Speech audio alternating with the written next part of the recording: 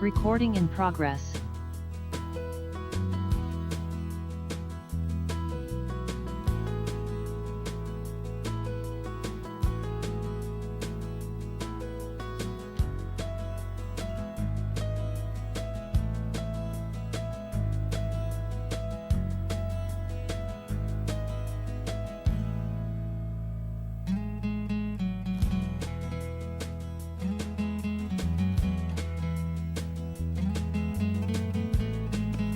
Please rise as you are able. I now call this meeting of City Council to order.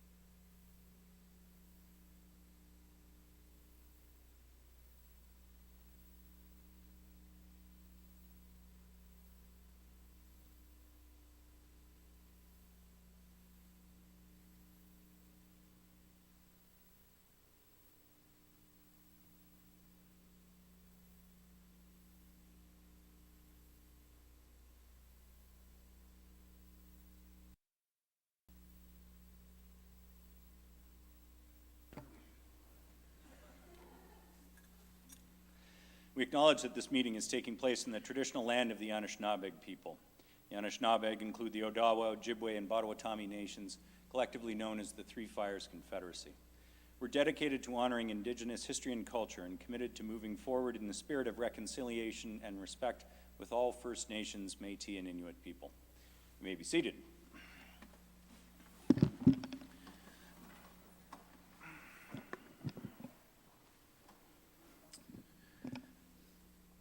Well, for those at home, hopefully you didn't have to listen to us singing here in the chambers, but we didn't have audio in the chambers, so there was a slightly better rendition done by council this time. Congratulations, we're making progress, members of council. Tonight's meeting is being held in person in the council chambers with members of council, executive management, and the city clerk. Due to the COVID-19 pandemic and physical distancing measures, some executive management, the senior leadership team, and city staff are available to answer questions via video conference. Council chambers remains closed to the public until further notice. Confirmation of the minutes is the first item on council's agenda tonight. Minutes of the city council meeting held October 25th, 2021 have been circulated. Are there any corrections? Seeing none, minutes are adopted as printed and circulated. We have no awards in recognition or report from officers tonight. We do have a presentation later on the budget, but we do have the committee reports first, and there is one deputation request regarding the committee reports. It's from Cathy Colebatch regarding motion 21G 59 concerning the private tree bylaw review. I will now call on Ms. Colebatch to deliver her deputation. Good evening. Good evening, Ms. Colebatch. And I missed your rendition of "O Canada." You didn't miss much. Oh, okay. I was running around looking at the TV and my computer screen in case I had a problem, and I could see you standing, but I couldn't hear anything. No, it's much better that way. Please note, in accordance with our procedural bylaw, and as you know well, you have up to 5 minutes for your deputation, and go ahead. Thank you. Thank you, Mayor Lehman and members of council. I would like to thank you for the opportunity to speak this evening, and I was going to say in support of the staff report and recommended motion. However, I understand that there is an amendment coming forward this evening. I don't have all the written details, but I want to thank Councillor Kungle and Councillor Harris, and I believe Councillor Harvey, and anyone else that contributed to putting forward this amendment, including staff. There are a few things that I did want to move forward with, though, on my deputation. So I will move forward with that. So the high-level review provided by staff was not comprehensive in nature and left more questions than answers. Where did the numbers come from? There was no background detail provided. So more work needs to be done. I know some of you on council were surprised at the price of the consultant at a suggested value of $50,000. Quite frankly, I was not surprised at that. Has the city ever completed a comprehensive review as it applies to a private tree bylaw? Certainly not in the 30 years that I have been here. If we do not have resources to complete comprehensive reviews on any topic, these are the costs associated. It is not like we haven't spent and continue to spend money on consultants. You know, how much have we spent on the official plan or comprehensive zoning bylaw review? This is the cost of doing business unless you increase permanent staffing resources. Our city is growing and changing, and with that comes responsibility to the taxpayers and residents who call Barrie home for issues important to them. Lack of resources is not a reason to continue down the road of status quo and do nothing when it comes to our environment, climate change, residents' health and well-being, and keeping our mature tree canopy intact. No one wants to live in a cement city. I have to say I was encouraged by the discussion around General Committee and hope that some of you did further research into the importance of trees to our overall health and well-being and how successful a bylaw, public engagement, and replanting can be. I believe a combination of public education around planting, regular maintenance, pruning, alongside site plan control around removal of trees and infill versus new subdivision, less clear cutting of green spaces, replanting same number of trees for trees removed, and public engagement is imperative to a healthy city. This is an issue near and dear to many, including those families who lost trees during our most recent tornado. Thank you, and I'm happy to answer any questions that you may have. And also will be listening and watching intently to see what the amendment turns out to be. Okay, thank you very much, Ms. Colebatch. Anybody have questions for the deputant? Seeing none, Ms. Colebatch, thank you as always for giving us your views on this one, and of course the matter will come up almost right away. We are next into the committee reports. Deputy Mayor Ward, I think you have the motions. Thank you, Mayor Lehman. Moved by myself, seconded by Councillor Thompson, the General Committee report dated October 25th, 2021, as circulated be received.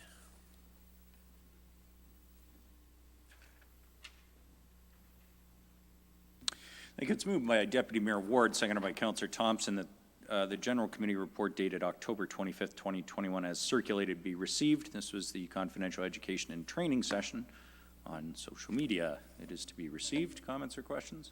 Seeing none, those in favor of receiving the report. Is anyone opposed? None. Carries. Go ahead, Deputy Mayor Moved Ward. by myself, seconded by Councillor Thompson, that the Planning Committee report dated October 26, 2021, as circulated be received.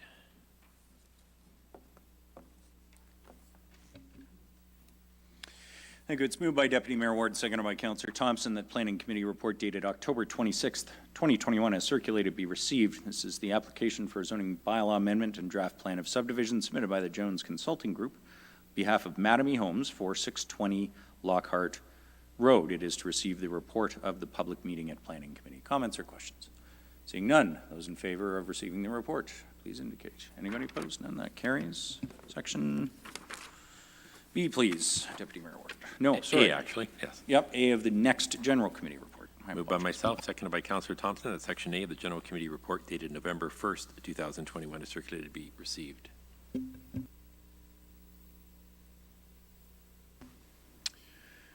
Thank you. It is moved by Deputy Mayor Ward and seconded by Councillor Thompson that Section A of the General Committee report dated November 1st, 2021, as circulated be received. This is the report of the Finance and Corporate Services Committee from October 19th and the report of the City Building Committee from October 26th. It's to receive the consent items from those reports. Sorry, is that to be received or to be approved, Madam Clerk? If it's the consent items. The report is It's to be just the received. reports, right? Yeah. Okay. So it's not the consent items, it is just to receive the reports. Okay, comments or questions? Seeing none, those in favor of Section A? Any opposed? None? That carries. Okay, Section B. Moved by myself, seconded by Councillor Thompson, that Section B of the General Committee report dated November 1st, 2021 is circulated be adopted.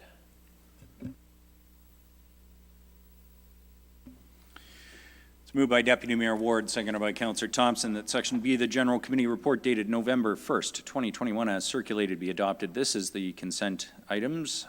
It is with regards to water service repair at 352 Yonge, regulatory matters related to bylaw 2010-036, an exemption to permit an indoor gun range.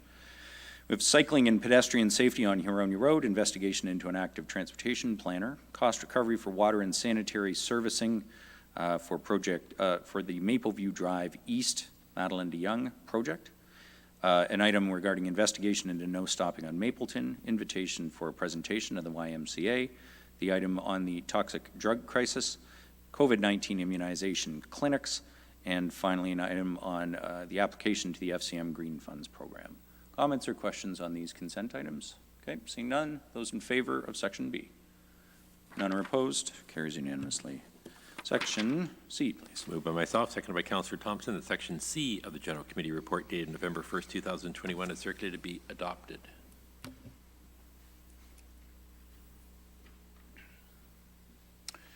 It's moved by Deputy Mayor Ward, seconded by Councillor Thompson, that Section C of the General Committee report dated November 1st, 2021 as circulated be adopted.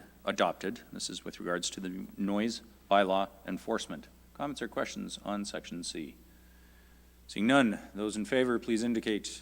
Anybody opposed? None. That carries. Section D, please. Moved by myself, seconded by Councillor Thompson, that Section D of the General Committee report dated November 1st, 2021 is circulated to be adopted.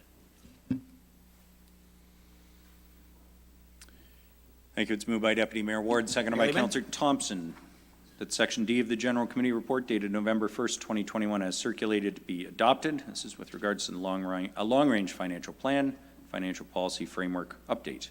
Councillor McCann. Yes, I just have a pecuniary interest for Section B with the Barrie Hydro Holdings. I own a renewable energy company, so I don't know if I should hold a pecuniary interest for that. Okay. Are you declaring a conflict on that? Correct. Okay. So it'll be on this entire item unless you want to separate it. Sure. Okay. Madam Clerk, has Councillor McCann's pecuniary interest been recorded? Well, maybe we should separate it, Mayor Lehman, as I'm the one that put forward the framework, so maybe we should separate B. Okay, that's going to need a couple of written motions, Councillor McCann.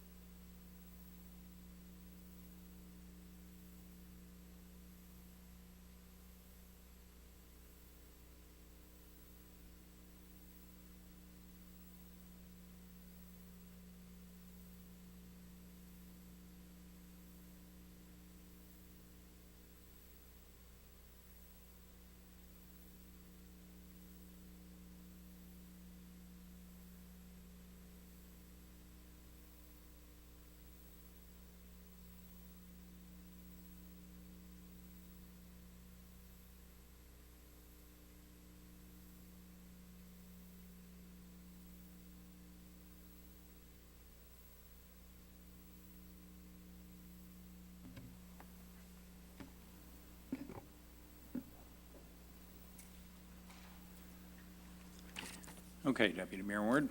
Moved by myself, seconded by Councillor Thompson, that motion 21G 258, Section B of the General Committee report dated November 1st, 2021 be amended to remove paragraph 1B to be voted on as a separate motion.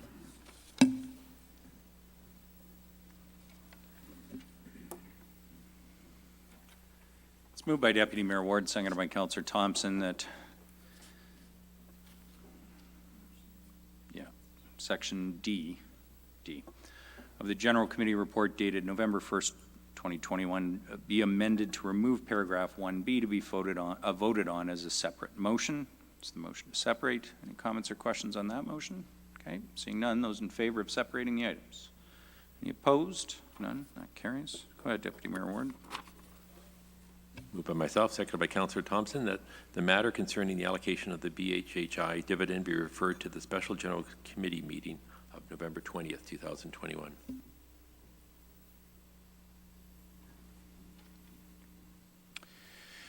Thank you. It's moved by Deputy Mayor Ward, seconded by Councillor Thompson, that the matter concerning the allocation of the BHHI dividend be referred to the Special General Committee meeting of November 20th, 2021. Councillor McCann. Thank you, Mayor Lehman. I've got a conflict as I own a renewable energy company. Thank you. Madam Clerk, has Councillor McCann's pecuniary interest in this matter been recorded? Yes, Mayor Lehman, it has. Thank you very much. Comments or questions, members of council? Okay, seeing none, those in favor of this motion? Any opposed? None. That carries. Go ahead, Deputy Mayor Ward. We're back on the balance of Section D, the other two paragraphs of the motion. Comments or questions on the balance of paragraph D? Okay, seeing none, I'll call the question. Those in favor, please indicate. Any opposed? None. That carries. Section E, please. Moved by myself, seconded by Councillor Thompson, that Section E of the General Committee report dated November 1st, 2021 is circulated to be adopted.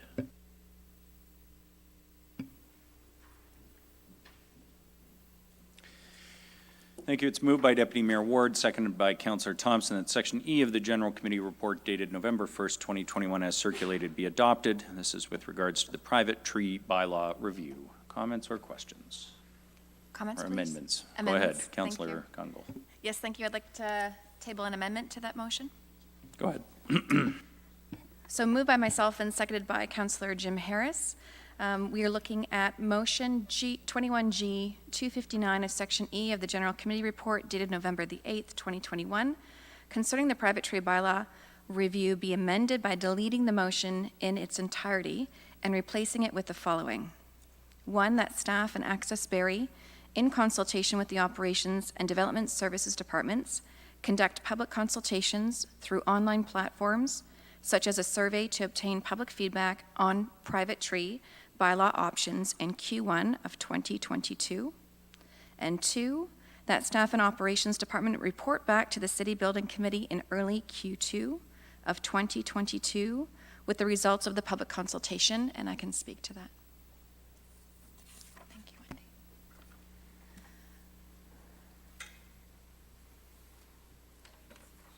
Yes. Oh, sorry, thank you.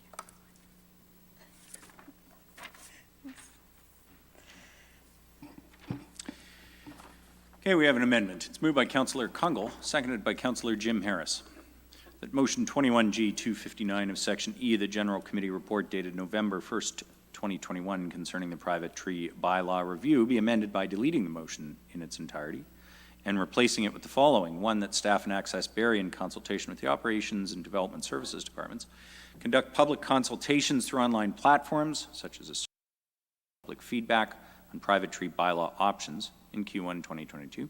2, that staff and the Operations Department report back to the City Building Committee in early Q2 2022 with the results of the public consultation. Go ahead, Councillor Congle.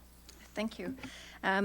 For some context, staff looked at opportunities to move this important work forward following our Monday conversation. I want to thank them for work that they did throughout the week and up to today, and that of members of council that gave feedback identifying the importance and interest of this work, but also some concerns about details on what that $50,000 intake form ask would represent.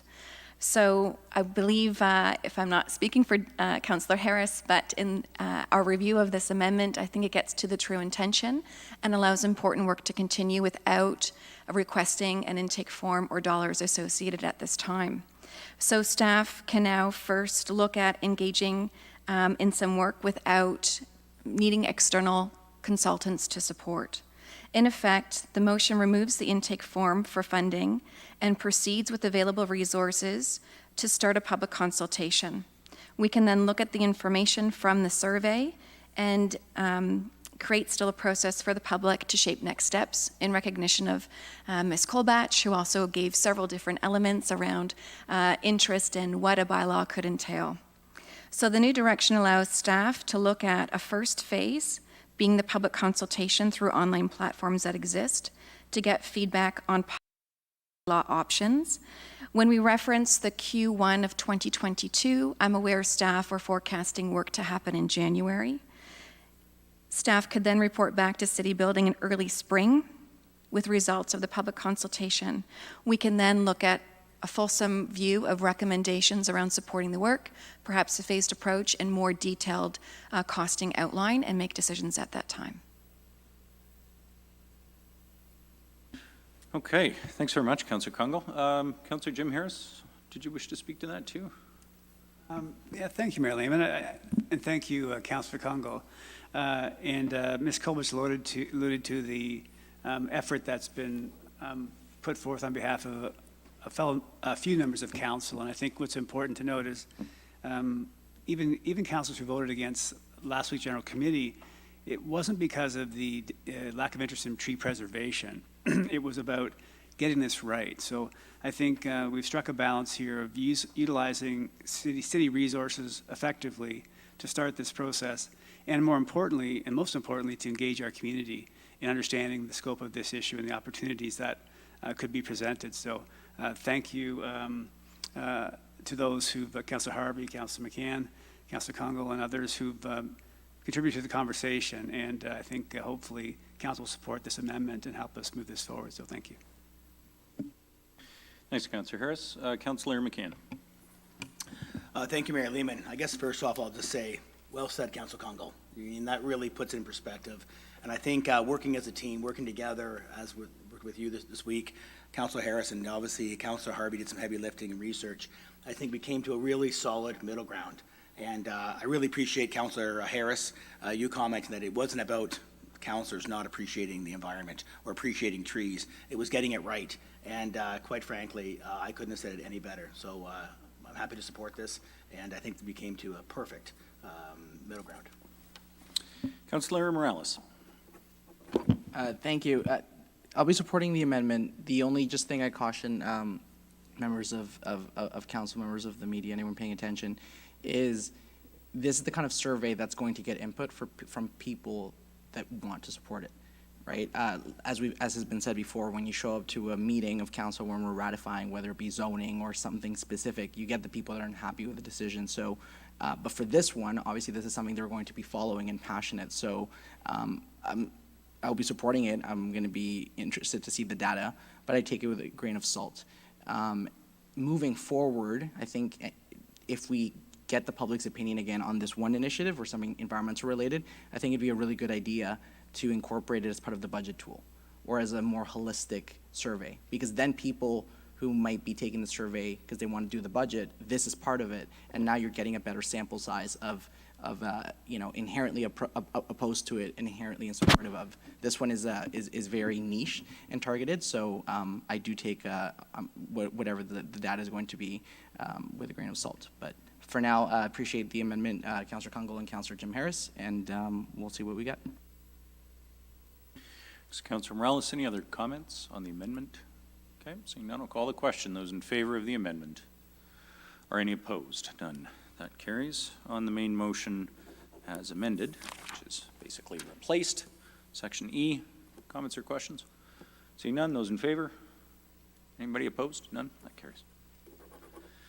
Okay, thank you very much, members of council. That completes the committee reports, and it brings us to the presentation that's on tonight's agenda, the 2022 business plan and budget. I'll call on Craig Miller, Director of Finance and Treasurer of the City, to make the presentation.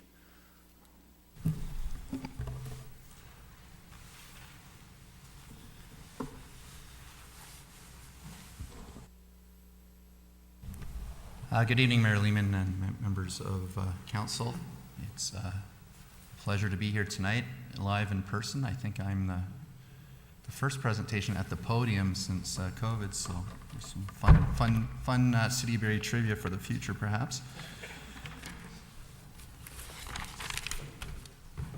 So good evening, everyone, and thank you for the opportunity to present the 2022 business plan and budget.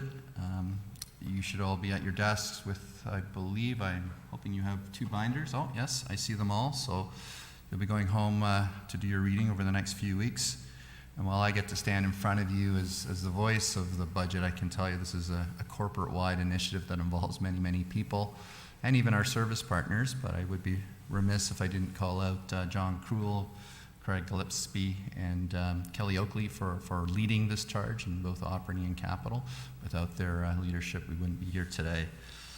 So we have, if I just get the next slide up, I think Kirk's driving the slides tonight. Take a look at where we are today. It's November 8th. We did the council budget direction on May 25th. A lot of work has been done to get us to this point. We're over 3 squares. And then you can see probably even more heavy lifting is going to happen over the next month. We have the special meeting on November 20th, service partner presentations on November 22nd, deliberations on November 29th, and then fingers crossed, and council approval on December 6th. So next slide, please. So just to recap, if you remember way back on May 25th, the budget direction from council was put a cap on any 2020 tax increase of 2%, excluding the dedicated infrastructure renewal fund levy, legislative changes, growth-related service requirements. Direction was given to hold the dedicated infrastructure renewal fund at 0.75%. And then service partners, the communication was a target of 2%. So in case you're wondering, if you were to add this all up with some of the growth-related costs, this comes to 3.10%. So if we go to the next slide. So every year I think I've done this presentation, I think we always start off by saying this was a really difficult year to do the budget. This year I can once again tell you it is going to be a challenging year to do a budget. It's particularly challenging doing it right now in an environment where you have inflation at 4.5%. And when you look at the construction inflation indirects, it's closer to 11%. So certainly some challenges for the city as we move forward. We are in many lines of business and we are building a lot here. So this will be a time to roll up your sleeves as we go forward. So we do present the budget in a building blocks approach. So we try and separate out the costs to maintain our existing services. So as you can see in the first line up there, we're at $6.4 million or 2.22%. So what that means, that's a net number. So that's the net impact of salary increases that we've budgeted, contract increases. It reflects a net number, so it backs out any fee revenues that we do collect for some of our services. And what you will find when you start reading your binder is you're going to look at the line on the presentation and you're going to call or send an email to me saying, Craig, what's wrong? This number is different than the binder. Since we went to print, 2 bits of information that came available that we felt that we couldn't ignore, so we have included in the table in front of you, and one of them is related to, for cost of maintaining current service levels, it's insurance. When we did the budget binder, we had an estimate in there. Our insurance costs were budgeted at $3.2 million, but we have since an increase of about $800,000 that has been added to that line. So that's kind of where we're at for maintaining our services. And then, of course, we have some debt management costs. We'll get into debt a little bit later in the presentation, but this is tax levy supported debt of $1.3 million or 0.46%. In your budget binders, you will find intake forms for new investments and service recommendations of $894,000 or 0.31%. The other item that's different in this table compared to your binder is the service partners line. We have increased this number by almost $400,000, and that's a net number related to the Simcoe County. When we originally put the binder, the budget together, their estimates were a bit lower than what they presented their budget, of course. This is pending their approval of their budget. But combined with all our service partners, it's an increase of $3.57 million, or 1.24%. And then we are budgeting growth of $3.6 million, so that helps our bottom line, and that's a reduction of an impact of 1.25%. So today, when we include city and service partners, we're at 2.98%. And then when we hold the dedicated infrastructure renewal funding at 0.75, you can see that gets us to a place of 3.73% for the average assessed value. And I think it's very important for people in council to realize that MPAC last did an assessment of properties back in 2016. We actually did the calculations really in 2015 and applied them in 2016. So it's almost going into 2022, almost 7 years. So the assessed values are much, much lower than, of course, what current market values are. So today, a typical average home, it's assessed at $362,000, which again is back in 2016 dollars. And a 3.73% increase works out to a $167 increase. So today, 1% in this year's budget is equal to $2.8 million. So if we can just go to the next slide, please. So of course, our total overall budget is $392 million. That's the operating budget. And how do we fund that? As you can see from the table here, 68%, or $268 million, is from property taxes. Another big number, or the second biggest number on this chart, is actually contributions from our own reserves at $46.7 million, or 12%. Next slide, please. So the wastewater, the user rate budgets, if you look at water, there is a proposed rate of 2.4%, which is in line with the long-range financial plan. If you remember, that was done back in, I believe it was May. That works out to $8.75 to the average home.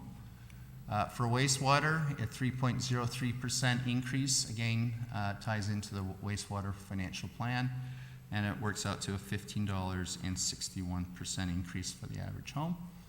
And there's no change in parking revenues. The draw from the parking reserve budgeted for 2022 is at $1.4 million. So that's a quick high-level summary of the operating budget. So I'm just going to advance to the next slide and talk about the capital plan for 2022. Next slide, please.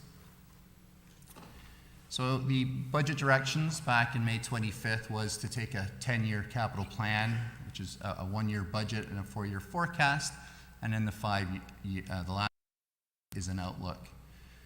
And when we look at the 2022 capital plan, prioritize based on council's strategic goals, focus on the execution of growth management plans, investment in renewing the city's existing infrastructure using a risk-based approach to project selection, so that's really your asset management. And then we do take a look at overall financial resources and availability of staff. And if you go to the next slide, I think it is important just to remind everyone that the city has a prioritization framework when we look at capital. I think it's a very extensive process, and one that is pretty solid. So we do start off by looking at overall risk and criticality. So really, what assets are failing, what assets need replaced, and how much should we be investing. We look at overall financial conditions and of course, availability of resources. And then that is aligned with council's strategic priorities. Have we missed anything? And we try and fit those in there as well. And then we bring it forward to council. Again, it's an intense process, and it does go through quite a bit of rigor at the staff level. Next slide, please. So the 2022 capital plan includes 141 million of previously approved funds, as well as 201 million of new requests, for a grand total of 342 million. So while it says the 2022 capital plan, it is planned over 4 years. Capital projects by their nature are multi-year. Some of the probably more strategic ones, I would say, the previously approved amount, it also includes the Allendale Transit Hub. And then you can see a list of key infrastructure-related projects, which kind of tick off some of the boxes we talked about in that some of them are related to growth, some of them are related to asset renewal. So it's a blended mix of projects, which I believe on the 20th at the special meeting we'll be diving a little bit deeper. So that's the expense side. So as the finance guy, I was probably focused on how do we fund it. So if we go to the next slide, please. So $342.4 million. Again, it's 2022 to 2026 because these are multi-year projects, some of them. And if you look at the largest piece of the pie, you'll see that it's debenture proceeds at almost $91 million, or 27%. Again, I'll dive a little bit deeper into the debenture a little bit later on in the presentation. But then the next one, the next piece of the pie is development charge reserves at 69, almost $70 million, or 20%. So what that means, that number there is, we take it directly from the development charge reserves. Sorry, actually, I've gone one step too far. The number 2 on the list is the tax capital reserve at $84.2 million, or 25%. And that is where we fund a lot of our asset renewal needs, as well as the city's benefit to existing of growth-related projects.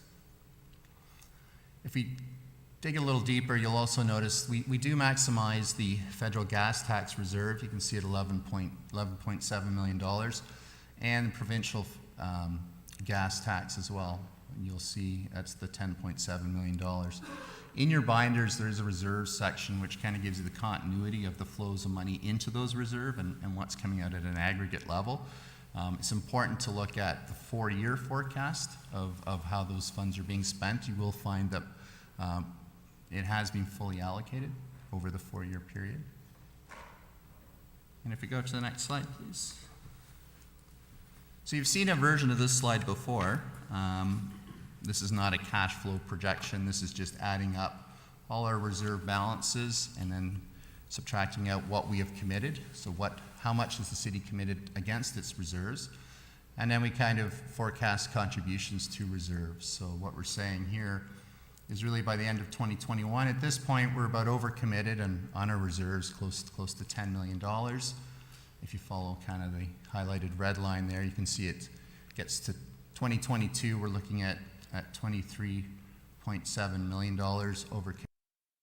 Now, interestingly enough, if I grab your attention and you focus on 2024 going into 2025, the contribution to reserve line, all of a sudden you'll see a big increase from 176 million in 2024 up to 374 million in 2025.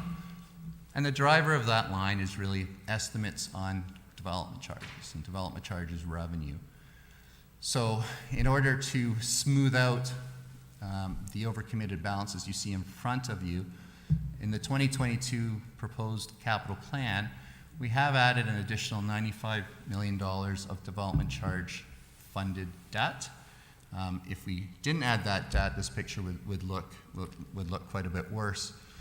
So what we're saying here is that by 2024, 2025, if development charges haven't materialized to that level, and we have built the infrastructure required, you'll see we'd be in a bigger hole, and at that point, over the next 2 years, we'd reassess if we need to add more debt or if there's opportunities to push other projects. So just sort of highlighting to you here, it's sort of an iterative process each year through the budget process where we do review where we're at each year, and we will do this exercise again next year.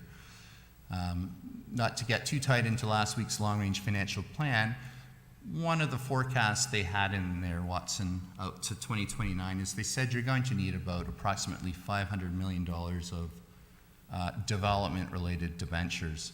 So this is sort of added 95 million because, as you can see, there's a need to do it. But if growth does come on gangbusters and we're ahead of the game, then obviously we wouldn't be issuing more debt.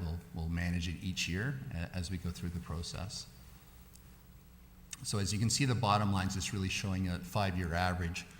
Year-over-year changes are important, but really it's kind of the average over time is the most important. So you can basically see we're forecasting $225 million into the reserves and $225 kind of coming out. And that's sort of what we're committing each year. So what goes in is basically coming out again. If I go to the next slide. So in terms of debt, as I mentioned, we have added in the 2022 capital plan $95 million of additional development charge funded debt.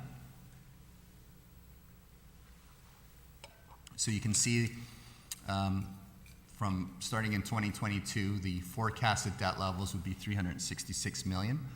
In 2022, 73% of the debt financing charges are paid from development charges. That number increases over the 4-year period. By 2026, 83% of the debt is funded from development charges, which is an important part, and it does make sense as we are a growing municipality investing in infrastructure. You have to put the pipes in the ground, the water and the roads, and we just got to keep managing it appropriately each year as we go through the process to make sure that we keep within our credit limits.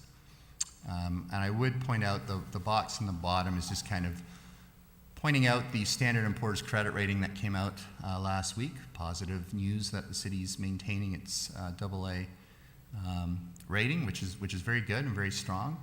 And some of the factors they attribute it to, as you can see in that box there, the institutional framework in Ontario, the economy, it's the local economy and then also the broader economy of Ontario. And then financial management. They look at financial management. They do look at our financial policy frameworks, which is what we were reviewing through the long-range financial plan and what we update. It's actually, I've looked at a few municipalities and it is quite strong. And really they're focusing on the past 3 years budget performance, where have we been overall, and then they look at current trends, and then they look forward just 3 years. So each year they rebase and they say, where are you going? They look at our capital expenditures and our capital revenues, and then they come to their own forecasts that they use going forward. So as you can see, we are in good shape over the next 3 years. And if I go to the next slide. And just wrapping up and reminding you all, today is November 8th. We have a pretty well developed Q&A process through the budget with council, so we will continue that. If you have your questions, we ideally like to get them all in on a Wednesday. If you email them to budget.questions@barrie.ca. If you get them in on a Wednesday, we try and have them answered by the Friday. We'll release some answers to those questions, and we'll keep that process going each week as needed, and then until we get to the budget approval. So it's two big binders, so if you start reading a few pages each day, you'll get there, and throw your questions as you go along. Again, reminder, November 20th is a special meeting, service partners on the 22nd, and then council approval on December 6th. And Mayor Lehman and members of council, that's the 2022 budget presentation. Thank you, Mr. Miller, for the annual gift of all of this information and for highlighting the starting point tonight. And this is a point I've already made a couple of times today, and no doubt we'll make a few times tomorrow in response to questions. This is the starting point of the process, and staff for council, but certainly not the starting point for staff. I've been working on this for many months, so thank you for the work to get to here. The Q&As through the email standard process, could you just outline what, if any, opportunities exist for the public to have their questions answered over the next 3 weeks as well? Thank you, Mayor Lehman. Great question. So we do encourage members of the public to also send in their questions through the same email address at budget.questions@berry.ca. We do gather up those questions and answer the residents, and then we'd be sure to pass them along to council each week as they come through. So council does get the benefit of those questions. And then for the 29th, there is a staff report that will be coming, and included in that staff report is the feedback from the budget online allocator tool, and I believe there was quite a lot of feedback received, so council does receive that information as well. Okay, thank you very much. Questions from members of council? Councilor Morales. Mr. Millar, if you could go back to the presentation, I think it's one of your charts in the first couple of slides. It's the one where you had it's a slide where you said that 1% equals 2-point-something million. So it's slide 4, I believe. And what's that amount? 1% equals 2. So 1% is equal to $2.8 million this 2.8. year. Okay, that one. Perfect. So my question is as follows. The 0.31%. So just to interpret this correctly, this chart breaks down the increase or the proposed increase, and 0.31 of that is actual City Hall is growing services. I just think it's really important to highlight to the public that beyond commitments, cost of debt servicing, external stakeholders, which at the end of the day, they get the bill altogether, but actual City Hall is 0.31% of the tax increase. Is that a correct interpretation? Through you, Mayor Lehman, to Councilor Morales. So the 0.31, the third line you're referring to, I think, is the new investments and service recommendations. So that's new enhancements that staff are recommending. So if you were to focus just on the city, it would be the 2.22% plus the 0.46% plus the 3.1%, backing out the some of the growth component, as some of it does also relate to our service partners. So if you do the math on those ones, that would be the City Hall number. But the cost of growing City Hall, if you will, The cost is of growing it, 0.31. new investments, yeah, so new enhancements is 0.31, that's correct. Okay, I think that's an important thing to differentiate for the public. And also, the other thing that caught my attention on this is estimated assessment growth.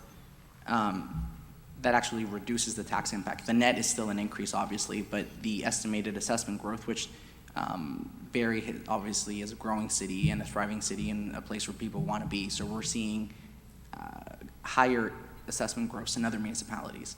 $3.6 million. That's obviously quite significant. Is this because of the impact reassessment cycle that some properties go through? I know it's staggered out, or is this just a different type of assessment growth? Through you, Mayor Lehman. So it's primarily new growth. So there are some, if someone expands a building, there's new growth that comes from that. So it's not, MPAC's not doing any new reassessments except for new buildings. So, for example, that would include the FedEx building that was built. That's new growth. So there's more homes and businesses to share the pie is what that represents. And it is a healthy number. I would say it is still pretty aggressive. We'll know more what the final role is. Over the next few years, as more development happens, you should see this number increase more, but it is a positive. Okay, perfect. So how do we as, the councilors, how do we reconcile the two statements of estimated assessment growth is actually reducing the overall number of the tax rate impact by a magnitude of negative 1.25%. Therefore, growth equals good. And then in other presentations that we get, growth equals long-term bad, or it has a cost implication, and also slower growth equals bad. Therefore, maybe not all growth pays for growth, because again, if I'm completely simplifying it, growth is having an impact on the tax assessment to reduce property tax increases for existing residents. But then obviously in other charts, if it all doesn't come in and we have to create financing or debt to pay for it, growth equals bad. How do we simplify that to the public? So through you, Marilyn, that's a great question, and really this is kind of it's the balance, right? You've heard the expression that growth pays for growth. If you build ahead, for example, if we were opening a lot of rec centers in 2022 and hiring more people to run those rec centers, if you only had that amount of growth, you're going to feel some pressure on it. So you kind of want to make sure you're building, you're not building too far ahead.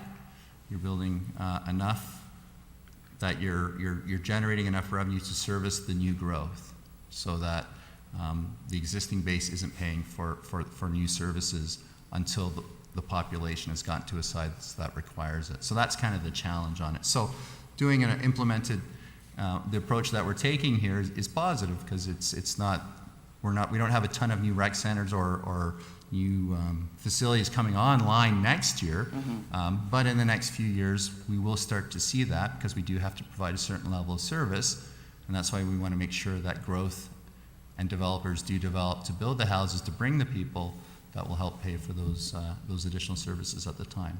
So it's not building too far ahead of the population. So timely growth, knowing that in some aspects, in corners of the city, like down in the southwest end, we're even catching up, providing some of those services like library offers and services and things of that nature.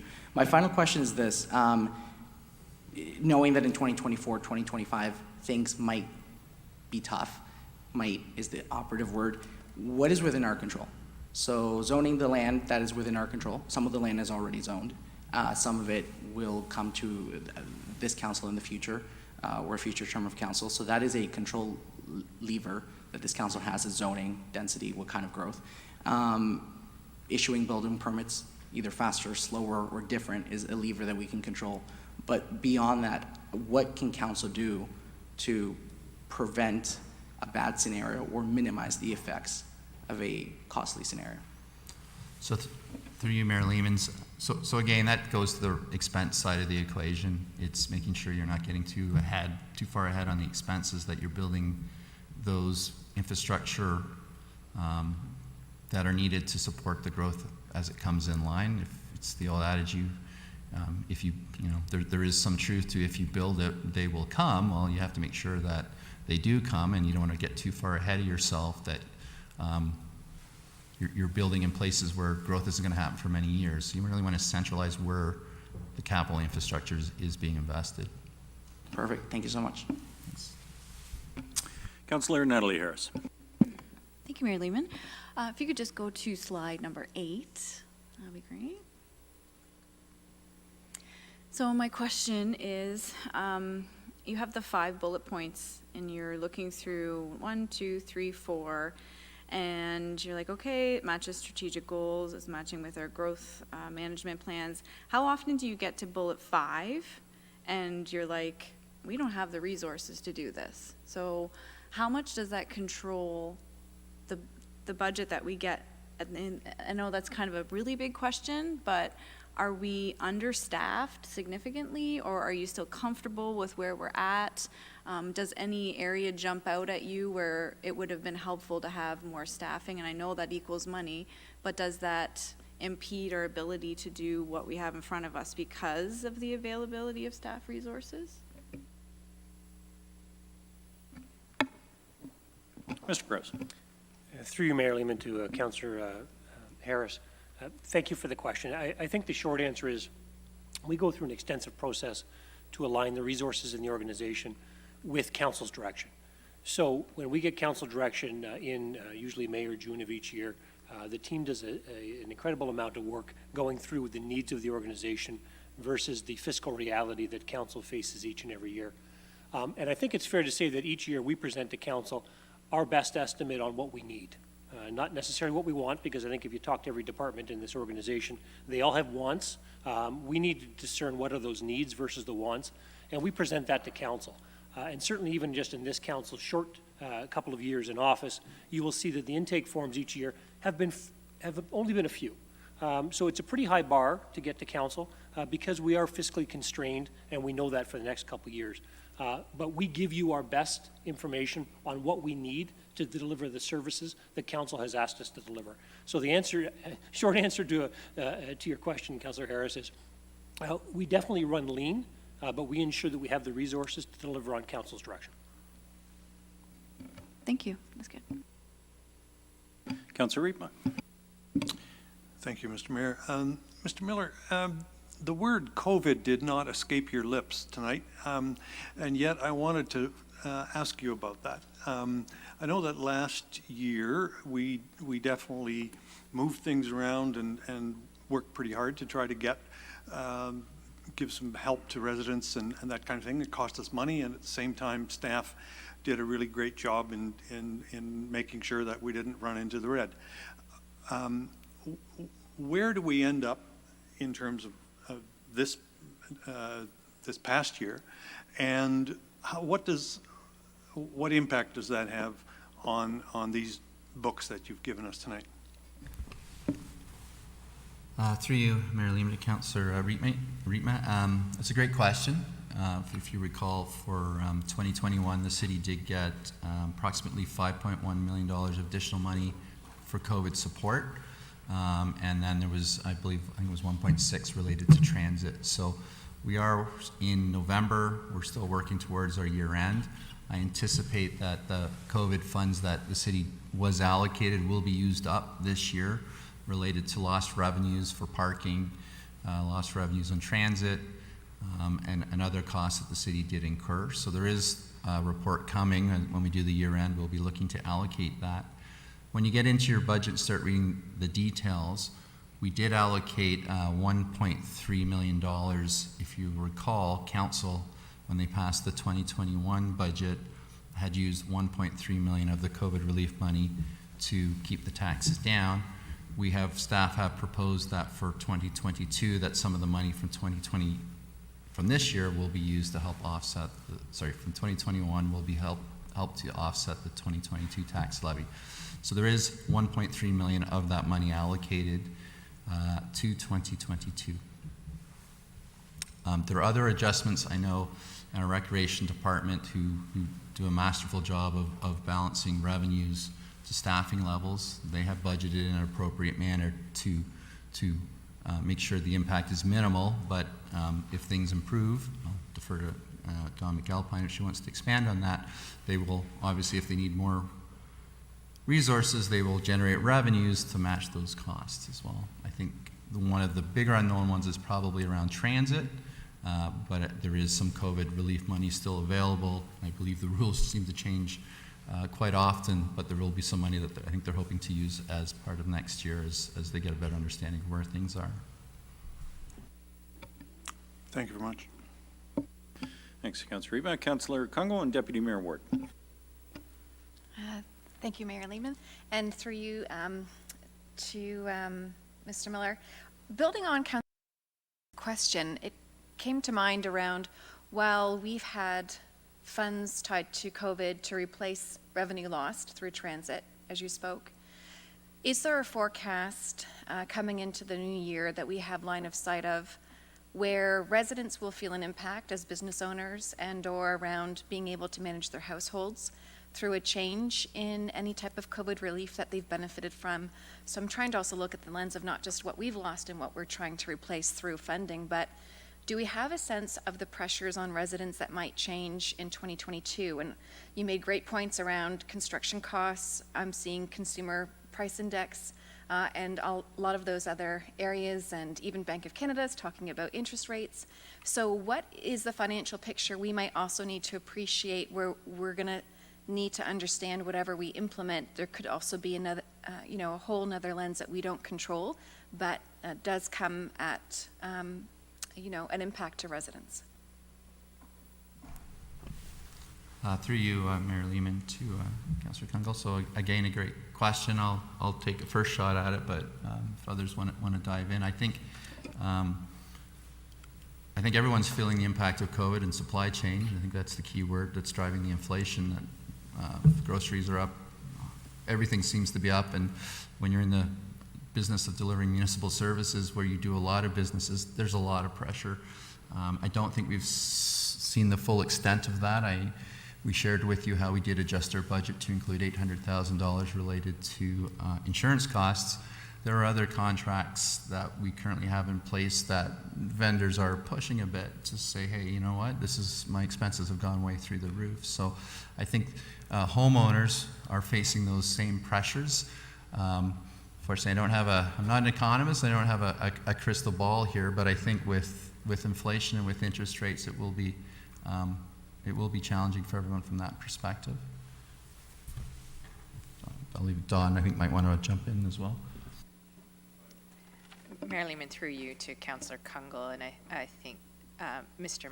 Miller identified earlier that some of the funding that the city has received related to COVID relief is being proposed to be applied against the tax rate increase to mitigate the impacts on households.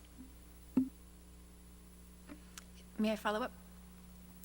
If I could further clarify, does that include assumptions around what the budget could look like if we continue to do things we implemented last year around deferring business licenses, some of the property tax deferral, I believe, and other different ways in which we had opt-in for low income to try and support some reduced impact? Are those examples of what we're kind of coming into 2022 with assumptions that we could carry it and what that would look like? Or if we don't carry it, what revenue we would lose or gain through those actions if we did them again?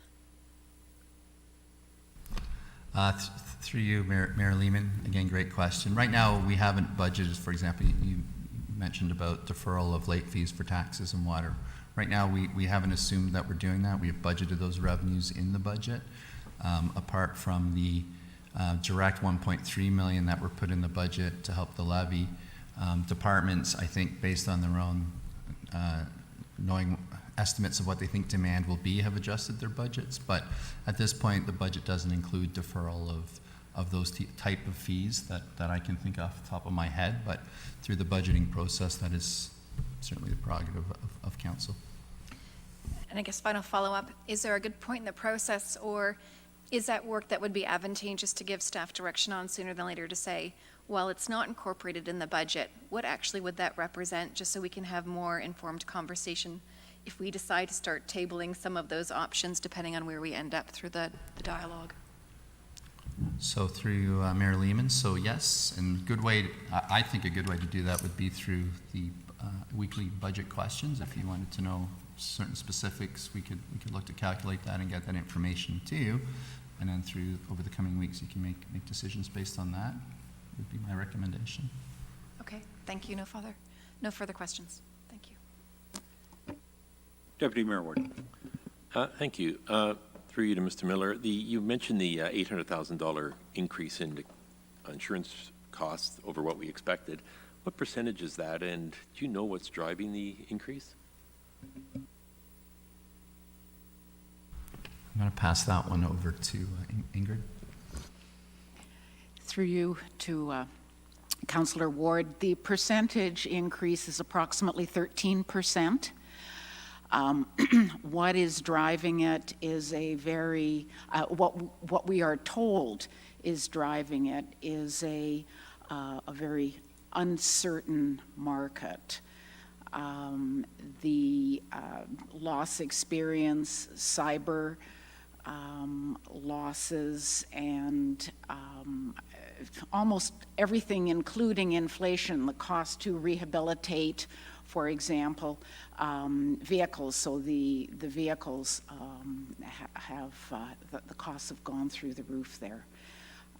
We have, at the moment, the city's insurance policy renews every year at the end of December. We just received the increase, as Mr. Miller noted. It was, I think we probably got notice of what the increase was about a week ago. We have requested an extension of 1 month on the renewal to the end of January to permit us time to analyze the increases further. It's complex, and we would be in a better position probably in a couple of weeks to report on precisely what that is. But in conjunction with that, we also tried to manage things like deductibles and other elements of the coverage that are within our control to affect costs. Okay, thank you. Another question is, for Mr. Miller, is when you were talking about the reserves and your estimates on how much development charges will add to those, what figures do you use? Are you being conservative, or do you think you're being realistic? Or what are those figures based on what you see as in number of permits being issued in the next few years? How do we determine that? Through you, Mayor Lehman, to Councillor Ward. Again, you guys have a lot of great questions tonight. I can actually say with confidence, and it's taken a while to get here, we do work with Michelle's team and the growth management team, who meet with a lot of the secondary plan developers every month, and every year we ask them for their forecast, and that's the starting point of where we go. And you know, they give us a 3-year, 4-year average, and I will say we have given that a haircut, and our haircut that we've given them has been pretty accurate. So the next 3 years were based on what they have provided, and then looking as well as what's going on in the built boundary, the planning department, to kind of come up with an estimate. So the numbers are, actually, if you look in the, I can share the table that was in the long-range plan, the next 3 years is fairly, I think, accurate. It's a lean number. I will say the 2024-25 is a pretty big number. Like, for example, if the city were to get to the full growth plan build out, I think it's approximately 2,400 single detached equivalent homes every year, which is a big number. And if you took our current single detached equivalent dollar value of DCs, which is about 57,000 for single detached equivalent, if you do the math, it's about $136 million on 2,400, right? So one of those slides, we actually had a large bit higher than that. We were looking for around 3,000 units in 1 year. It's possible. Over the next 3 years, though, that number will be, the numbers we're showing, I think, are pretty good. I'm pretty comfortable in them. And then the hope is that we get that big number in 2024-25. So there is a lot of dialogue, and I will say it's much improved than what it was in the past. Okay, thank you. Just one other point I wanted to make, because it was in your what's in the plan. You mentioned the Bayfield Street right-of-way and the interchange. I just wanted to make sure that people know that's not happening for many years. This is all, just checking the budget, and the $1 million in next year's budget is for things like environmental assessments and plans. Before anybody gets excited and thinks that bridge is going to be closed, as well as the Ann Street Bridge. No, it's a long way off, so thanks. Mr. Brous wants to weigh in. Thank you, Mayor Lehman. Through you to Deputy Mayor Ward. I just wanted to touch on the insurance component. Less members of council think that is a Barrie-centric problem. I sit on a number of municipal tables, and I can tell you this is an issue right across, certainly Ontario. In fact, the issue was so acute, it was actually raised by Standard & Poor's in their meeting with us, as they were curious as what we were finding. This is a trend through the industry. I'm not sure I have the details as to why, but virtually every municipality in Ontario right now is facing the same type of headwinds with very little notice, I would just offer. Maybe supplemental on that issue. So are our policies, how many years are our policies locked in for? And I guess the question is, are we in a position where we don't have much choice or ability to affect that year-over-year increase? Are we simply at the whim of the insurance company to decide to raise our premiums? And if so, why? Through you, Mayor. The insurance policies are 1-year term. The city went out this past year to the market to test the costs. We had been with the company of Frank Cowan for a number of years and had very good experience with them. Frank Cowan was, there was a corporate restructuring, and they are now part of a larger group involving Intact. So there's been a corporate restructuring. Within the competitive process, we entered into a 3-year rate stability agreement, which with very few exceptions promised us more or less a 5% increase year over year for 3 years. That was part of the competitive process. I think it's premature to really comment on this, but the increase that we experienced was well outside of the parameters of the rate stability agreement. As I say, we have looked into extending our term for a month to examine that increase and the rate stability agreement more closely. But the difficulty is that we are very likely, because of the fact, as CAO Prowse mentioned, that everyone is experiencing these agreements. The industry acts largely similarly in similar circumstances, and we have no assurance that if we don't renew here, that we would be able to get a better rate elsewhere on short notice. As I say, we are going to be looking at it, but it is very difficult, and the coverages that we have are very, very complex and wide-ranging. So to get a quote which compares apples to apples on short notice is very difficult. Over the longer term, we can do it, but even rate stability agreements there are always exceptions for market vagaries, which is what we're hearing this year. Okay, well, I won't prolong the discussion of that tonight, but at $800,000 and 8% higher than our rate stabilization agreement, before we pass any of that on to our residents, we're going to need a whole lot of answers out of the insurance company. And I'm sure council will be interested in knowing what our options are to change coverage.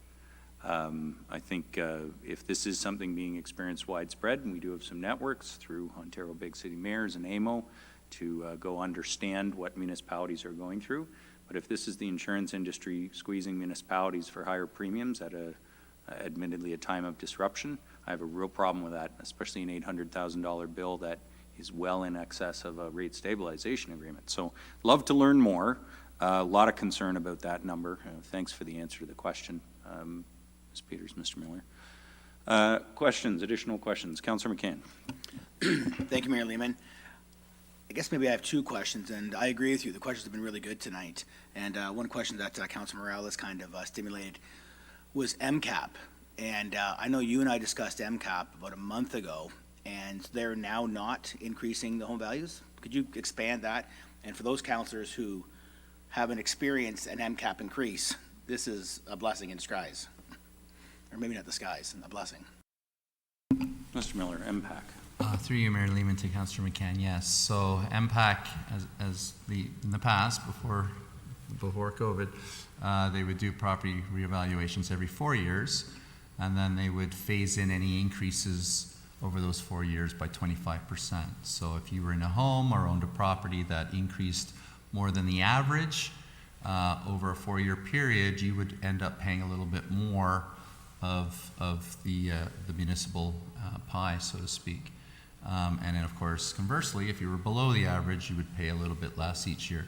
So the province last year halted the assessment process to provide relief to everyone so that there would be no increase in pie sharing. You weren't being charged more because your values went up, and they have just last week announced that they're going to continue that. So that will help homeowners and businesses for next year. It will be interesting to see, though, in the future when they do decide to do that reassessment, because, again, we're looking at values from 2016. So I'm sure they'll have to put some thought into how they're going to roll that out, and perhaps it'll be a longer phase-in period, because the longer they delay, there will be a bit of a bubble building there. But certainly for 2022, that will help residents and homeowners, businesses. And this is strictly because of COVID and because of the highly increase of house pricing that they don't want to. You want to see if the house pricing stabilizes? Is that the thought behind that? My understanding, it's a way to and I could be wrong, but my understanding is this is a way to help out the overall economy by pausing the increase. Right. Okay, but the second question, Mayor Lehman. So I'm trying to follow along, and I know that Gary Scanlon and Watson's had a report, and we had a long discussion last week just about the projections of home building and the projections. They weren't aligned, right? And correct me if I'm wrong, is it 70,000 or 75,000 per unit that we get in DCs? So if you were to look at single detached equivalent, so there's different sizes homes, right? There's homes at 67, there's smaller apartment size. If you average them all, Yeah. it's single detached equivalent, it's about 57,000 for Barrie. 57.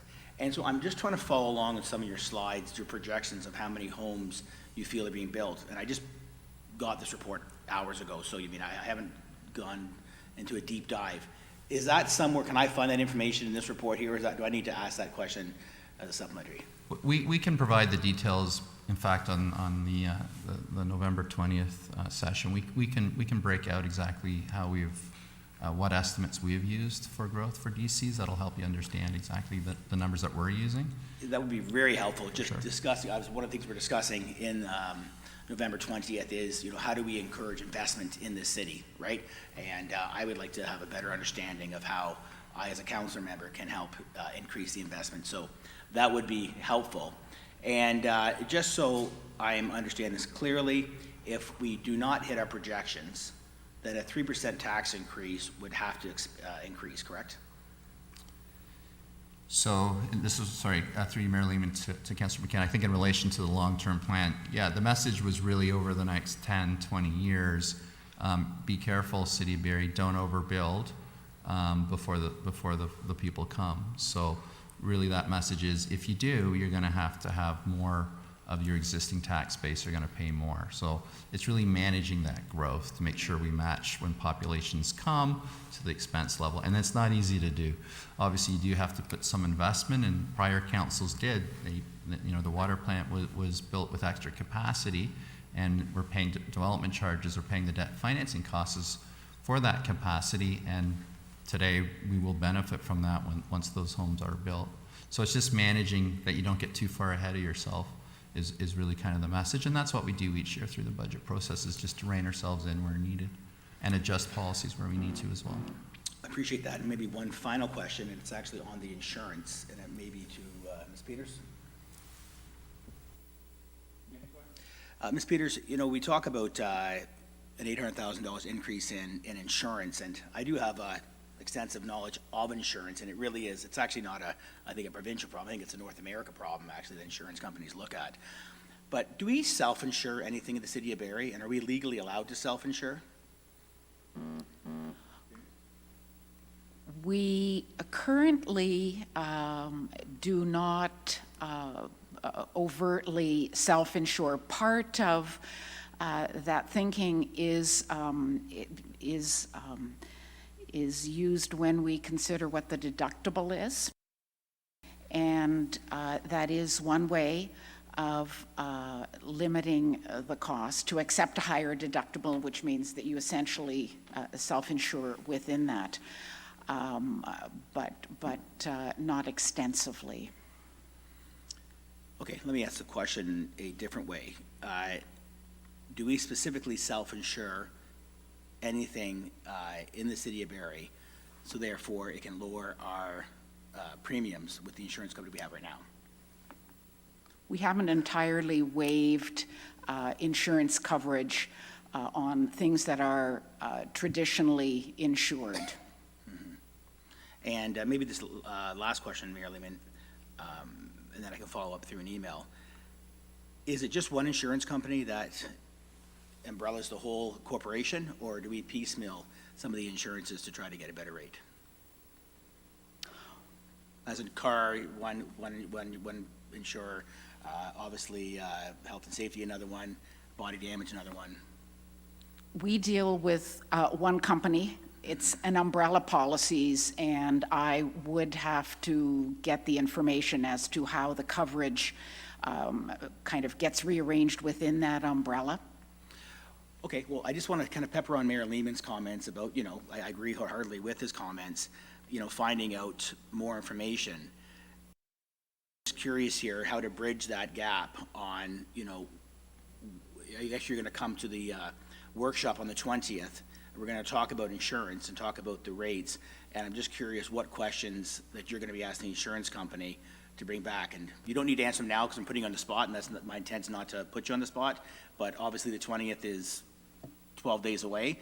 So if you could maybe send council a list of the questions that you're gonna be asking the insurance company, that therefore, if any council member feels they got some expertise or some insight, they can maybe add to those questions. Sound good? Thank you. So just to be clear, Councillor McCann, the insurance part of the operating budget, so that's the 29th. The 20th is for the capital plan. So it'll be on the 29th. And my suggestion would be, and Mr. Perez may want to answer that, questions through the Q&A process, and then I'm sure we're going to be tackling the insurance issue, given the premiums. Mr. Perez? Yes, thank you, Mayor Lehman. I was going to direct you to the Q&A process. I was also going to remind council, the information around insurance is late-breaking news.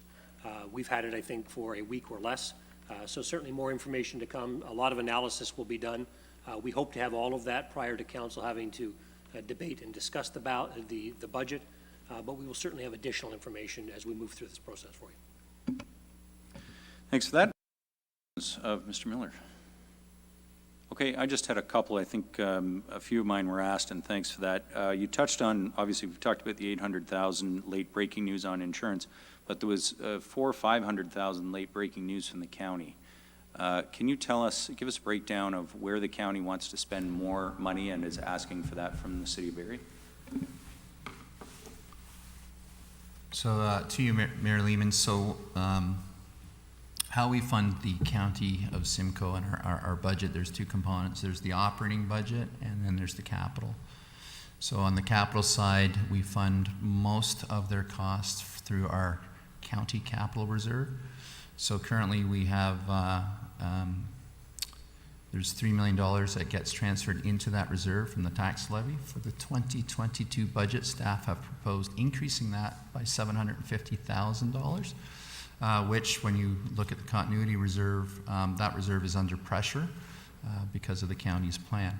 So when we take that number, and then there's approximately another $750,000 related to county operating, the total increase for the county is roughly $1.5 million.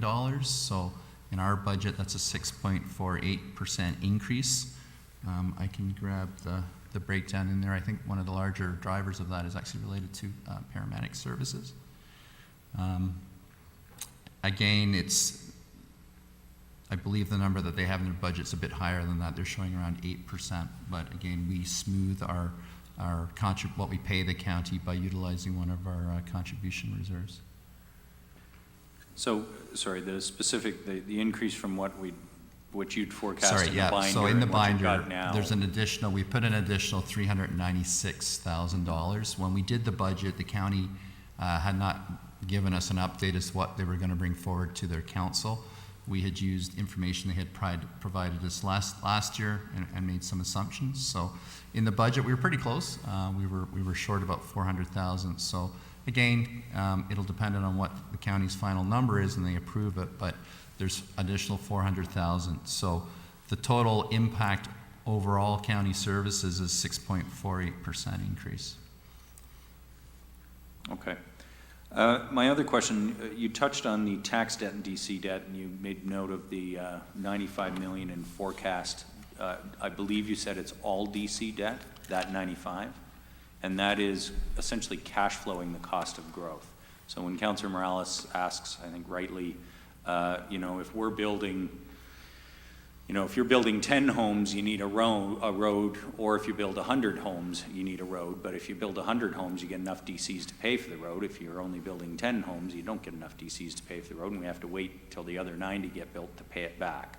So that's the point of the $95 million that you've included in this year's budget. Is there any new tax debt that is forecast, or that is included? If you can flip to that slide.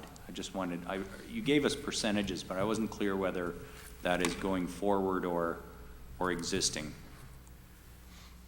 So if you go to, I think you want slide 13, I can tell you for 2022, there is $1.3 million of new tax-related debt.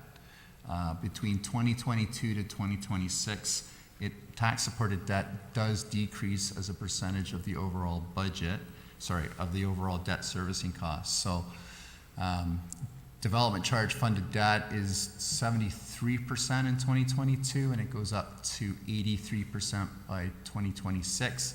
And then the tax-supported debt is currently forecast to decrease over the 4-year period. So I believe there's a write-up in the budget section that explains that. But there is some pressure next year. One of the, when Watson was presenting the long-range financial plan, one of their assumptions, one of your question was, what happens after the outer 10 years? And a lot of their assumptions and looking at asset management plans and the age of the city's infrastructure is there's going to be a lot of, first 10 years is a lot of focus on growth. Yes, there's asset management work happening, but the last 10 years, there's a lot of renewal work needed. And based projections on our reserve contributions, they were making the assumption that you're going to need to do that work, but you're not going to have enough in your reserves to do the work, so therefore you're going to need to incur more tax-supported debt. But again, a majority of that is in the outer 10 years, and we'll see where we end up going forward. But yeah, I mean, I think when that part came forward, or when that came forward to council, I mean, that was obviously an area of major concern for councillors, that we would start getting into borrowing to pay for asset renewal, and some of that is inevitable to some extent, and we do it today. But to the levels that Watson was talking about is a significant impact on our taxpayers. So just to be clear, because this is new news, is the amount of tax-supported debt that you've given us in this plan actually going to drop over the next 5 years? It's not just relative to budget. Is it net dropping, or is it just increasing? It's dropping relative to the overall amount. Okay. Right. So we are still using tax-supported debt, and again, there's I think it's $3 million next year, but relative to our overall plan, the numbers before you there, the $410 million in 2026, 83% of the debt servicing costs are for development charges. Oh, that's interesting. Okay, so, and sorry, when you say 1.3 million in new debt, that's not servicing costs, that's the actual amount of the debenture? Those are servicing costs. That's the servicing, yeah, okay, so that seems more likely. If you go to slide 4, you'll see there's 1.3 million of debt management next year, and that's tax-supported debt impact.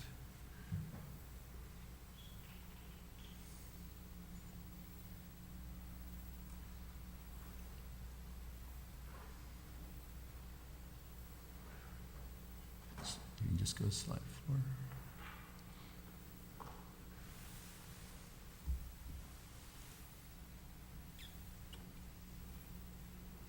There's no pressure on you, Kirk, by the way.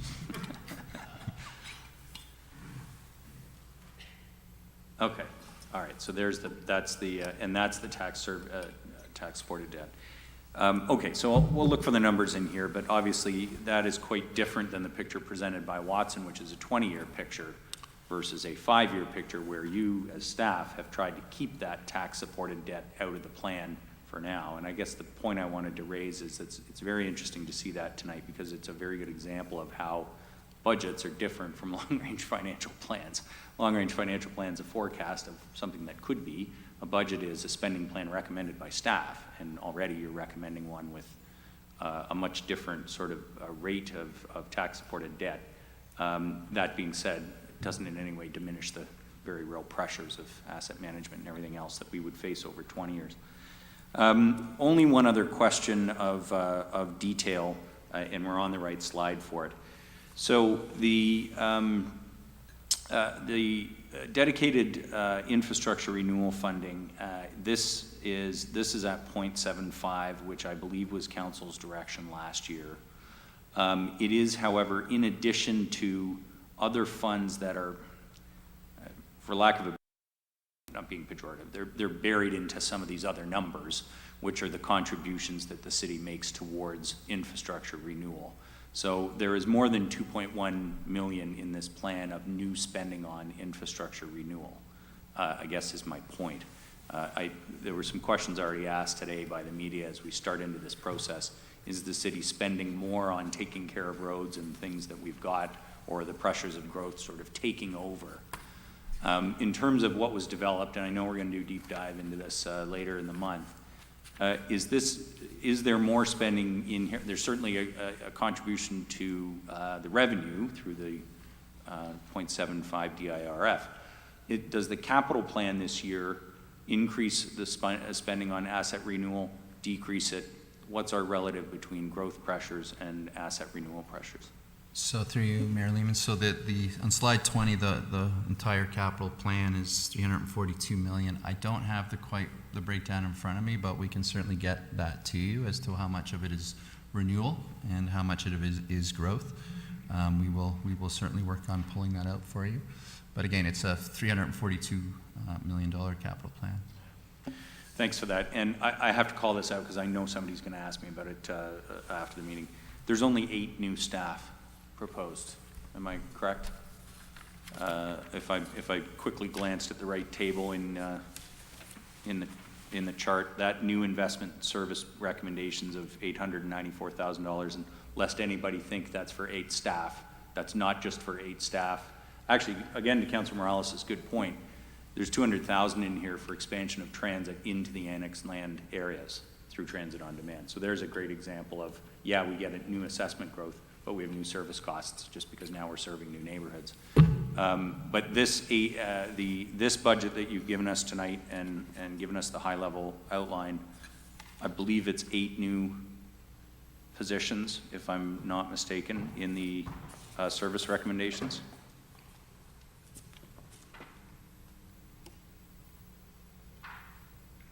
I see Dawn's flipping through her binder, so I'll defer to Dawn. Mayor Lehman, I believe some of the positions include conversions, so we would want to just double check that information before giving you the actual number, but I believe it's there's a part-time position, at least one that was converted, so. Sure, okay, I'm looking at the bottom of page 26, 859 is our total approved complement in 2021, 867 is what's recommended in this budget. What I wanted to highlight is that's less than 1% workforce growth in a community that's growing a little faster than that. So thank you for that. I know that that's a number that people often ask about. Okay, thanks for that. If there are no other questions for Mr. Miller, again, I reiterate it's a starting point. Thank you very much for bringing us to this point, especially with all of the challenges and uncertainties of this year. Some issues raised by councillors tonight that I'm sure we'll get more information on as the process progresses. And with that, we will move to inquiries in our agenda. Deputy Mayor Ward, any inquiries? I have none. No. Councillor Natalie Harris. Thank you, Mayor Lehman. Through you, I'm guessing to Ms. McAlpine. I was just reviewing the homelessness winter services. Has it been confirmed now, just recently, that the Busby Center will be the only location for warming centers in Barrie? Ms. McAlpine. Mayor Lehman, through you to Councillor Natalie Harris. There are a number of services that the county, as the service manager for homelessness and housing services, has been working with both the Salvation Army, with the service providers who include the Salvation Army, the Elizabeth Fry Society, Youth Haven, and the Busby Center in terms of a drop-in warming center that's open overnight. At this point, Busby is the service provider that's considering that outside of or over and above the sheltering system. Okay, thank you. Further to that, my question, I guess, is obviously our numbers are high right now with homeless, and not everyone, number one, feels comfortable going to the Busby Center or a shelter service. And another thing that I am aware of is in the winter, if you are staying at one of these warming centers, or especially if it's a shelter, you're only allowed to have a small package of belongings, and that will lead to just for foreshadowing, I will be putting something forward to recommend some lockers, because a lot of the problem is the homeless are having to dispose of clothing and items that they've collected to stay warm through the winter. And if they want to stay at these shelters, they can't keep all those things, which for logistically, I'm guessing makes a lot of sense. But what do we do if these individuals are not comfortable going to these shelters, or also, for whatever reason, there are multiple reasons, aren't even allowed to go to that shelter? What can we as the City of Barrie offer? And I know that it is linked, of course, to the county, but we did have the warming shelter at the bus station. That isn't happening again this winter. My concern is the numbers are rising with the homeless right now, and if the Busby Centre is able to add those hours after in the evening, not everyone will be able to access that for a variety of reasons. What options are available to the homeless here in Barrie in the winter? Ms. McAlpine. Mayor Lehman, through you to Councillor Harris. Just again, the County of Simcoe is working with the service providers on plans for winter services. There are discussions with the faith community regarding alternatives. However, the faith community is waiting for information on where the gaps in service might be and how they could provide the best assistance in that. So that's something that's the subject of a weekly discussion. No, thank you, and I definitely appreciate that, and your updates are wonderful. That's good to know that this isn't just the final report, that we're only having the Busby as the offering, and I will be in touch about chatting about lockers. I know there's a lot of cities that are having great success with providing this, so we'll go there later. Thanks. Thanks, Councillor Harris. Any other inquiries of staff? Okay, seeing none. Announcements, Deputy Mayor Ward. I have none. Councillor Kungle. Thank you, Mary Lehman. I have a couple of announcements. I'll try to keep them brief. The first one is a thank you to Jenna and Kevin with forestry, in particular supporting an initiative around planting 85 native species at Crompton as part of a beautification approach in the ward. That was a partnership that was run through Living Green Barrie.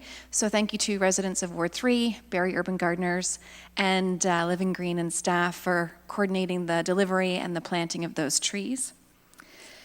The next announcement is November is Women Abuse Prevention Month, and communities across Ontario are joining with the Women and Children's Shelter of Barrie to raise a flag to end gender-based violence. The Shelter of Barrie is preparing for their Wrapped in Courage annual campaign.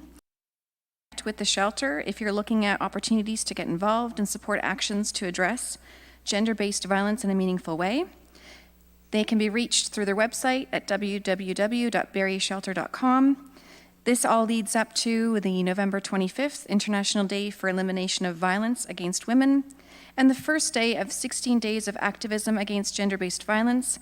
You will see individuals, and you're welcome to participate in wearing purple ties and scarves to show support for survivors. As well, the next announcement is about Urban Pantry. So we had a recent presentation by the Simcoe County Food Table and Coalition, and from that, perhaps council became familiar, if not already, with Urban Pantry as a local Barrie organization. Urban Pantry right now has a grant process underway. They have an open survey. If residents have been involved in programming through the Good Food Box and any of their initiatives, including the community garden builds and otherwise, please go to their social media sites.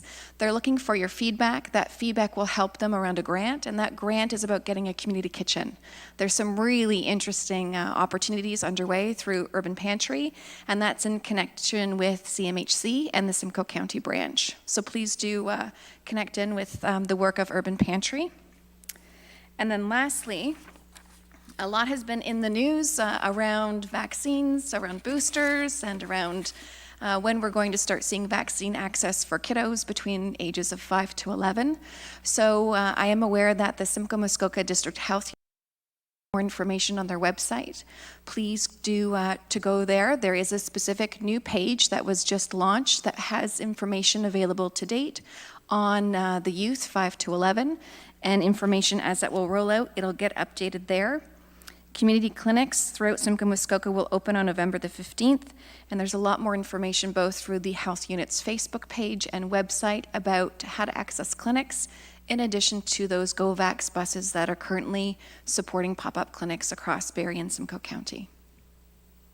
And that's everything for me. Thanks very much, Councillor Congo. Councillor Aylwin. Thank you, Mayor Lehman. Two quick announcements. The first is a community cleanup event happening this Thursday, November 11th at 3 p.m. And it's a collaboration between the group Cleanup Barrie and Barrie Municipal Nonprofit Housing. And it's taking place, again, this Thursday at 3 p.m. And you can meet at 31 Penetang Street. And there are some prizes involved, $50 gift cards, and it'll be more than just a cleanup, bulb planting. There will be a scavenger hunt and rock painting, so fun for the whole family. And my second announcement is about a town hall coming up, a Ward 1 and 2 town hall with yourself, Mayor Lehman, and that is happening Wednesday, November 17th from 6 p.m. to 7 p.m.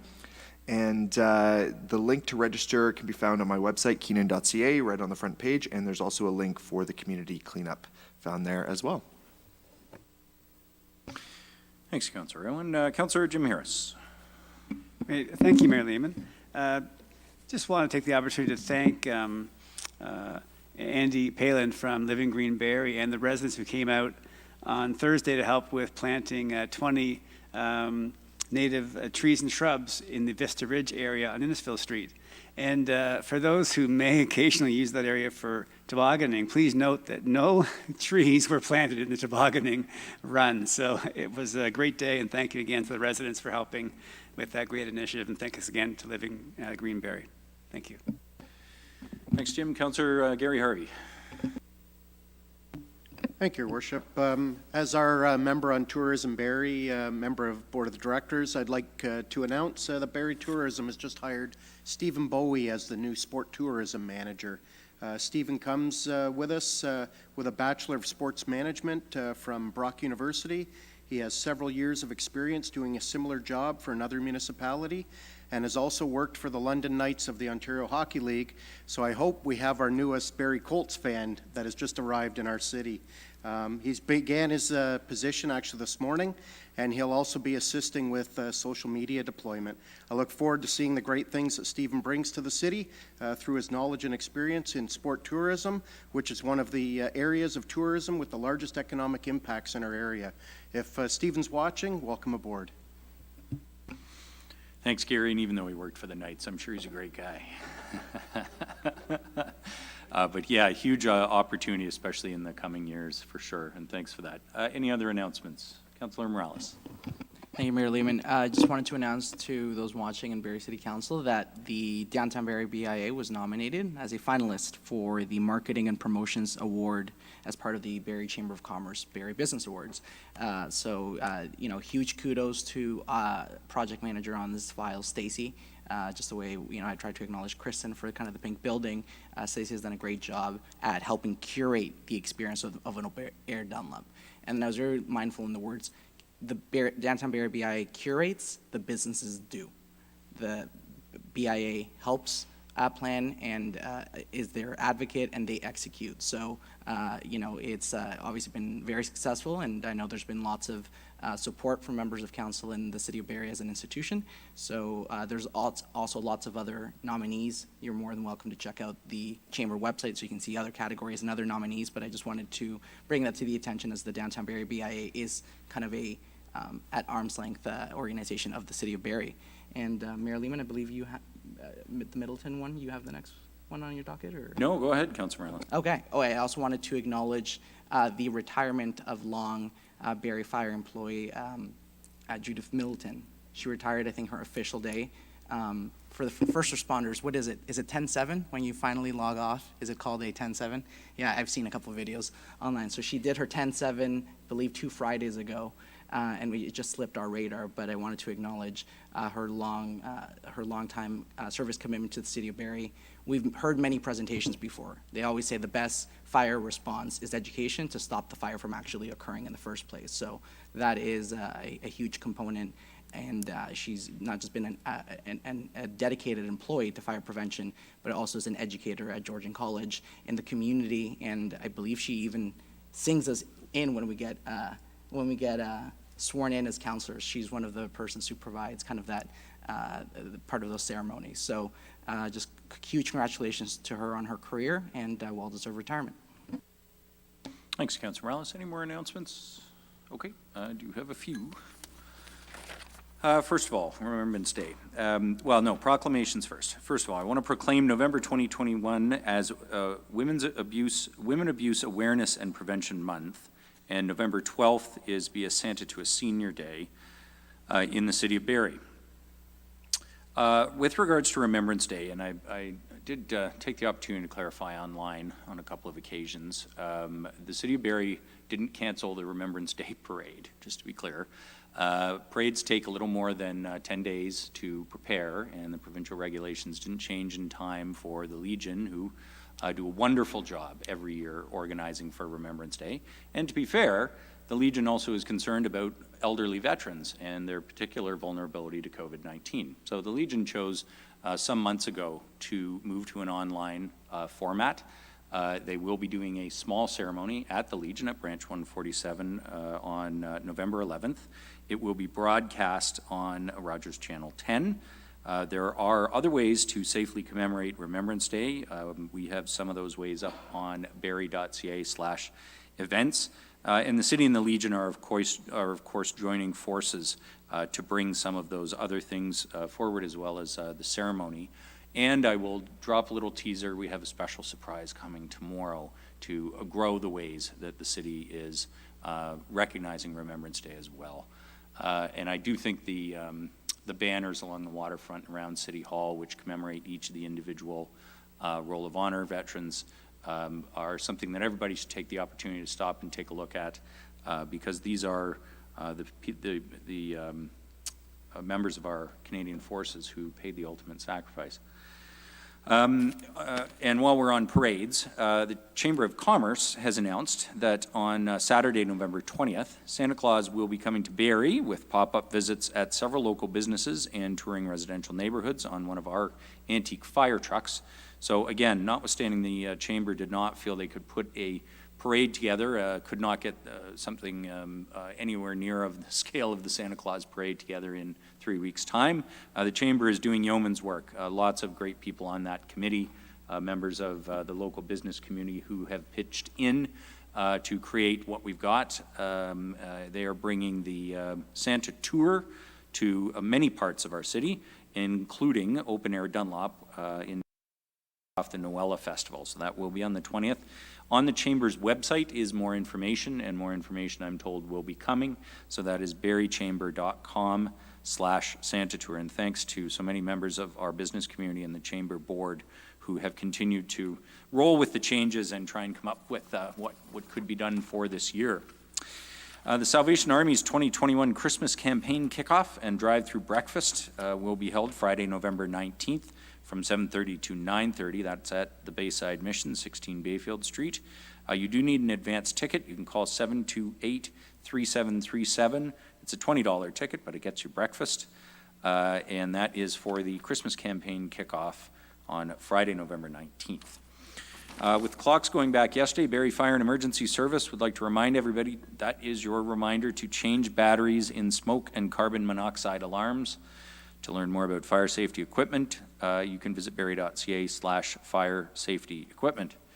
As noted, I think, by Mr. Miller tonight, the city's maintained its AA credit rating for another year, and the outlook is stable, according to the latest report from Standard & Poor's. The report's issued annually from S&P, which is a global financial services company that includes credit ratings, data analysis, and equity research to the private and public sector worldwide. We've posted the full report on the city's website. So if you are interested in an expert outside view of our financial condition, barrie.ca/finance. The credit rating report goes into quite a bit of detail with regards to the city's debt exposure, current finances, and its fiscal management, and lots of good things to say there. A reminder that the County of Simcoe and the city are teaming up on a virtual job fair tomorrow, November 9th, from 10 to 2 p.m. For registration information, visit workinsimcoecounty.ca. I noticed one of our local media outlets is doing one job a day from that is available in our community. And you know, we had the Chamber of Commerce Business Awards. Councillor Morales mentioned the one that the BIA is up for. The announcements and the nominees was today at a press conference this morning, a virtual press conference. And the Chamber included a number of remarks from some of their sponsors, including some of our larger manufacturers in the area. There's a couple of them that have dozens of vacant positions. There is certainly a lot of work available here in the city as the economy is booming, and many of those opportunities will be available to those who are looking for work in our city at workinsimcoecounty.ca, virtual job fair tomorrow from 10 until 2 p.m. Last, I wanted to mention that the Barrie Police Service has launched its 2021 Community Safety Survey. I want to hear the community's voice pertaining to safety in the city. The survey is open until December 17th. You can participate at barriepolice.ca/survey. Our next meeting is General Committee next Monday, November 15th. Bylaws. Deputy Mayor Ward, go ahead. Moved by myself, seconded by Councillor Thompson, that leave be granted to introduce the following bill, and this bill be read a first, second, and third time this day and finally passed. Bill 93.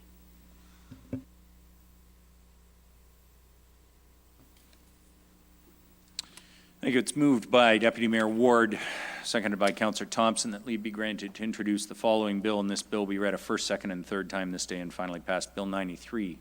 Comments or questions? It's confirmation bylaw. Seeing none, those in favor? Anybody opposed? None. That carries. Can I have a motion to adjourn? Councillor Thompson, seconded by Councillor Natalie Harris. We're adjourned at 8:53.